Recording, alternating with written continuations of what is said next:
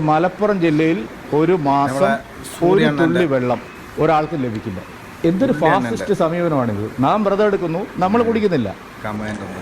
മലപ്പുറം ജില്ലാ വിരുദ്ധ സമരത്തിൽ പങ്കെടുത്ത് ഈ കണ്ണൂർ ജയിലിൽ ശിക്ഷിക്കപ്പെട്ട് കിടന്ന ഒരാളാണ് ഞാൻ. എനിക്ക് തോന്നുന്നത് ഇന്ന് ഇപ്പം BJPയുടെ ഈ പ്രവർത്തന രംഗത്ത് വളരെ ചുരുങ്ങിയ ആളേ ഉണ്ടാവും. പക്ഷെ ഇന്ന് എനിക്കറിയാം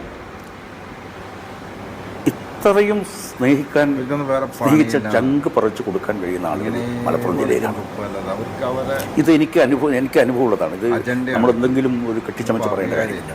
മലപ്പുറം ജില്ല വികസന രംഗത്തും പിന്നെ നല്ല റോഡുകൾ അതിലും വളരെ മുന്നോട്ട് പോയിട്ടുണ്ട്. പിന്നെ ജനങ്ങൾ ഇത്രയധികം സ്നേഹിക്കുന്ന ആളുകൾ, നൂറുകണക്കിന് ചെറുപ്പക്കാരായിട്ടുള്ള മുസ്ലിം യുവാക്കന്മാർ എൻ്റെ സുഹൃത്തുക്കൾ. നമുക്കവരെ ആശ്രയിക്കാം, നമുക്കവരെ വിശ്വസിക്കാം. അപ്പോൾ ആ സത്യത്തിൽ അതാണ്. അല്ല, അങ്ങനെയല്ല. അത് അന്നത്തെ ഒരു ഇതങ്ങനെയായിരുന്നു. കാരണം അന്ന് ഒരു ഭയം ഉണ്ടായിരുന്നു.